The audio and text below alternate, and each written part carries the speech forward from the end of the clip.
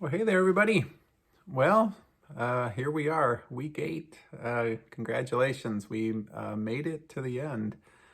Not only the end of the course, but for many of you, the end of the program. So this is a bit of a monumental week for everyone.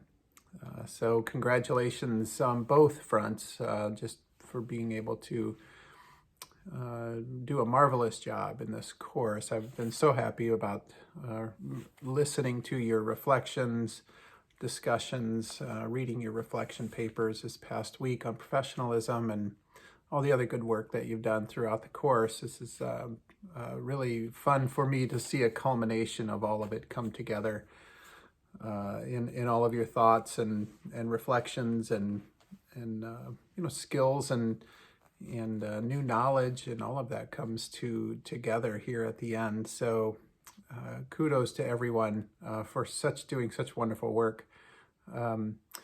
Just a couple of comments here before we get into our last topic on vocation for this week, and then maybe a few words about the next steps and graduation and all that business. So hopefully this video won't get too long for everyone, but just a couple of comments about professionalism. I so greatly enjoyed the videos that you made, the initial discussion post videos, and as well as reading through your papers on professionalism. I thought they were really well done, everyone, on everyone's part, without exception. So it really was fun for me to read through those. And as I was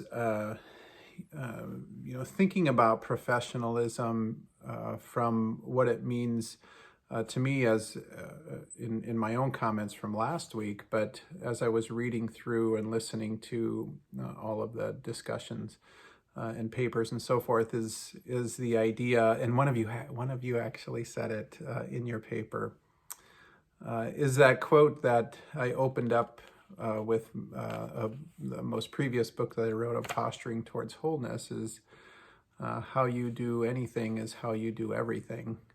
And I think that's really applicable to our conversation about professionalism, because in my understanding of it is that there really is no separation in how we conduct ourselves on a personal level versus a professional level.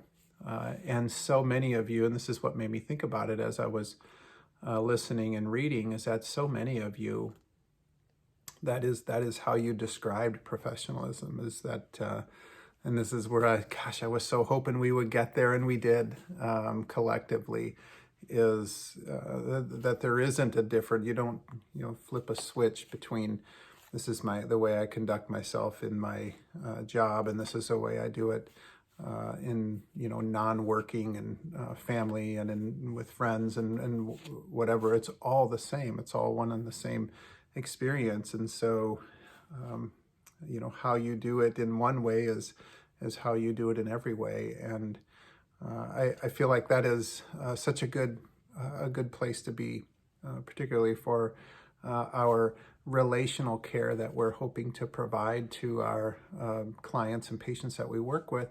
But that doesn't change when in our personal relationships either. This is all relationship based. This is all a relational exchange between and among people, and that doesn't seem to differentiate as we move in and out of our profession and personal lives. And I was so happy about that. So I wanted to just make a comment about that because that was really neat for me to be able to read. I also really appreciated the connections that you all are making with our Jesuit traditions. I think it's a good place for us to be in this course, is to make a specific emphasis about what it means to study within Ignatian pedagogy, and taking those concepts that can seem to be a bit abstract and applying them into what it means for the health and wellness profession. Really important skill to, and reflection, I guess skill is not the right way to say it, but a really important place to be relative to our reflection. And so I was happy to read those from you, that in your papers, that you're able to make those connections. And I wanted to just make just a quick clarification point, because we don't do a whole lot of explicit conversation about the Ignatian charisms, but one of them, the one that oft is the most misinterpreted, and I just wanted to provide a little clarification, is Magis.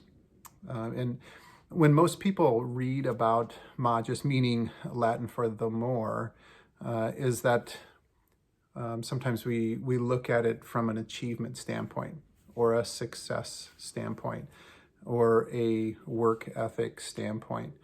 And that Magis means I need to write a longer paper, or something like that, or I need to get a better grade, or a higher GPA, or I need to work longer hours, or I need to put in more work into this project or paper or course or program or work that I'm doing, or anything that's related to any piece of your life. And although it has that type of feel, that's really not what it means. It means about, the Magis is more about depth than it is about achievement. And so it has a composition to it that doesn't build off of achievement, grade point average, success, money, those types of pieces, but rather it is about looking into exploring the greater, the more, the Magis of the situation. So sometimes it can mean I need to do more physical work here or something like that, but oftentimes it doesn't. It means that there's perhaps a greater understanding, a depth to the knowing of what's going on, rather than just the intellectual knowing, intellectual knowledge. But there's other ways of knowing that can be incorporated into the understanding. And so that might be a little different way of interpreting, closer to what St. Ignatius was trying to get to with the idea of Magis. And I think that many of you were getting to that if you pointed out that something around Magis was meaningful to you in relation to health and wellness, integrative health and wellness. But most of our students at all levels, undergraduate through professional, graduate and professional, have a hard time with that one out of many of them. So I just wanted to point that out. Along the same lines with that is that so much conversation happened within your papers, for sure, about how we encounter God and our relationship with God in our work that we do in health and wellness. And I was so happy to see that. Of course, that is such a big piece of our of health and wellness, and one that we hope to continue to develop more as our program continues to develop and mature. And maybe you saw the message I sent out, perhaps it was last week, I think, or so, is that I'm going to test the waters with this next spring and have a spirituality interest group in health and wellness, and in integrative health and wellness, and I'm hoping with that interest group to surround like-minded, like-hearted people that have an interest in talking about this and pursuing this further and what it means relative to health and wellness. And I've said it in the past, and sometimes people have gotten offended by it, but God is the ultimate health and wellness coach. And so much of the message that we read and messages that we read in the New Testament, really you can look at it from a health and wellness perspective. And what was Jesus up to? And so many of the actions and messages and relationships are health and wellness related. And looking at it from that perspective has been rather fun to do on my end personally. And so maybe we can make some movement in that way. And certainly this is the just getting a little bit on a tangent a minute, for the interest group isn't Christian based, although many conversations likely will be Christian related. The overarching messages are transcend Christianity and across the whole spectrum of holism and what it means to have a relationship with God and with others and with all things. And so I'm excited to have that conversation with everyone, and really to further that even more. I think folks who do not have a religious tradition base and wouldn't consider themselves religious, I think have a great welcoming role in all of this conversation for spirituality and integrative health and wellness. So we'll see where that goes. I'm really excited about what can develop out of that conversation, and in the larger picture, what I'm hoping that it does is lead to some further integration of spirituality throughout the curriculum of integrative health and wellness. And that would be fun for us to further explore and to see where it makes sense and where the openings might be. So we'll get off the ground with that. But tying it back to what I was reading in the professionalism, some of the professionalism papers there was really, really fantastic. So I always look forward to also reading the vocation papers more than I think, more than any other paper, true story, in any other class that I have had throughout my entire teaching career. The vocation papers are the most rewarding and enjoyable for me to read, and so I'm looking forward to those. And so then, on the topic of that, so here we are at the end of the Capstone experience, and the Capstone experience is meant to, we started off with looking at some of the technical pieces of pulling together the skills that we've learned in the case studies, in the lifestyle medicine case studies. And then we move into this conversation about social determinants, and hopefully we made a bridge there, which I believe we did very nicely, about looking at the science aspects of chronic illness in the case studies, and then pulling in the factors that are socially influenced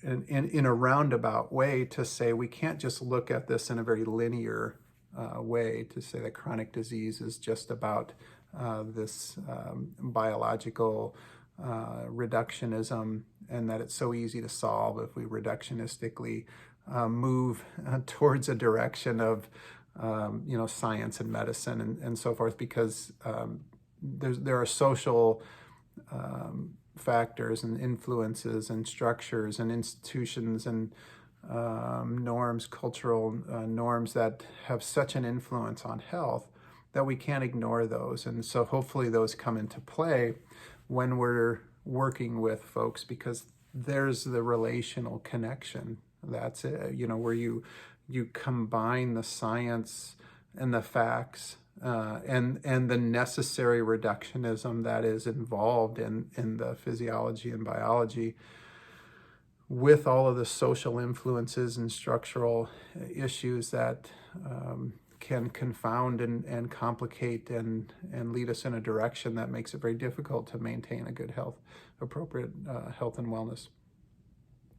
So that's where we picked up on that second piece of this, and that hopefully we made that connection. And I believe in reading or going through the discussions that really happened. I haven't graded the social determinants papers yet, but I'm confident that leap was made there. And then we moved from there to professionalism, and then on to vocation. And that progression moves us from looking at others and how we might approach others in our care for and with them, into bringing us into hopefully a kind of wholeness where we are in this experience with everyone else, and that there isn't a separation, and that we start to see others as ourselves, and that we see a reflection of others in ourselves, and that we that connection that we have, that human connection, that really spiritual connection with others, is so important as we are in this together, when we work with others in regards to their health and wellness. And mostly, I mean, to distill this down, working with others in our relationships. And then, as some of you have already taken this leap to say that there's something here within this experience that I've had within the IHW program that was not only meaningful from a knowledge perspective and a skill perspective, but it was meaningful from a personal growth perspective for myself.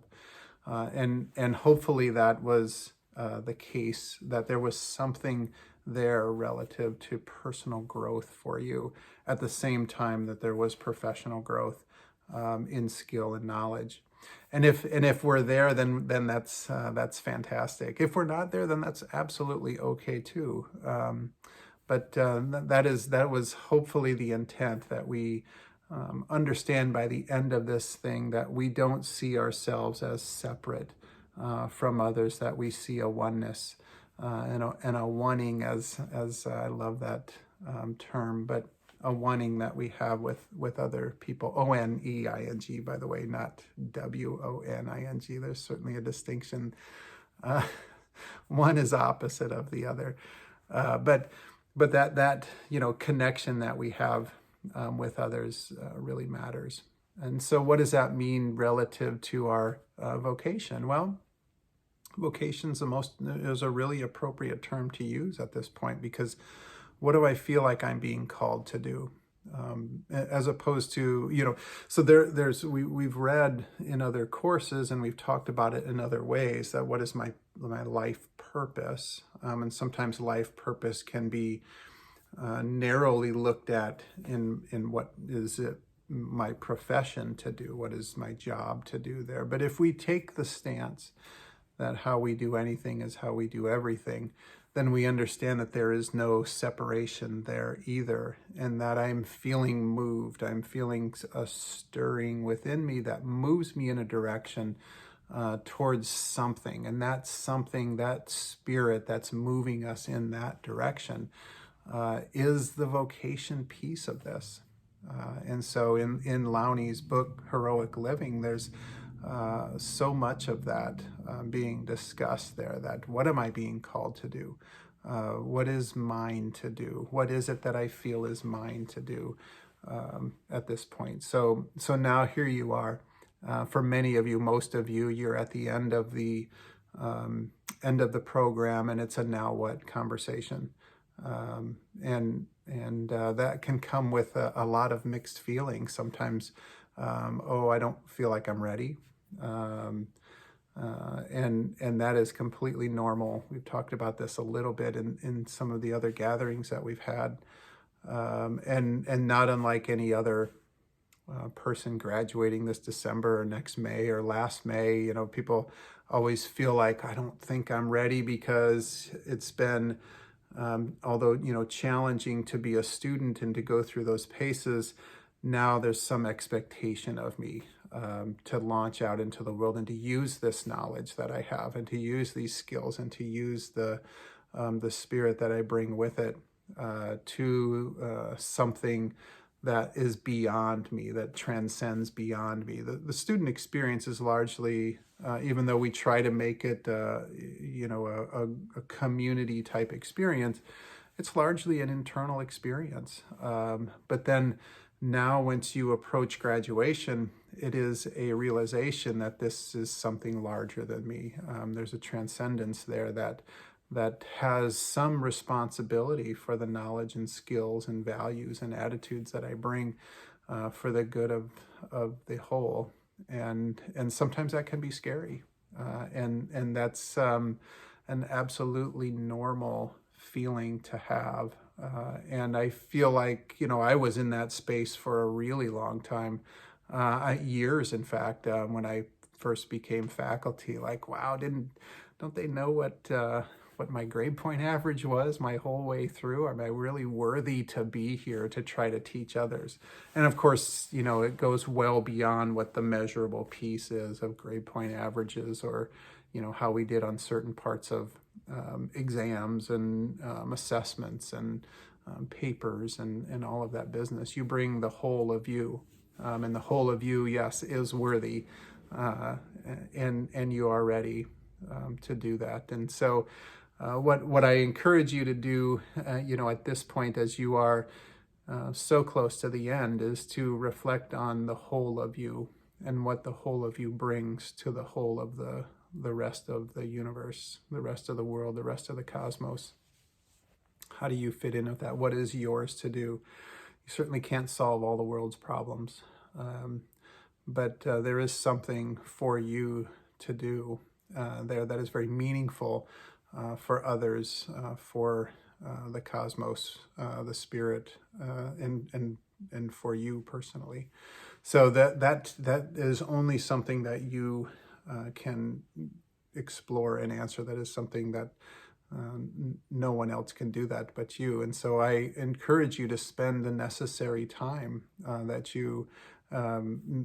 necessary time to be able to work through those feelings through reflection, contemplation, the stillness that you have in your meditative practices or contemplative exercises, to be able to continue to explore that, because there's so much richness that is an ongoing process that doesn't end at the end of this program. It doesn't end at the end of, well, I feel like this is what's mine to do for this next job. It's a continual, lifelong process, and that is super exciting piece of all of this.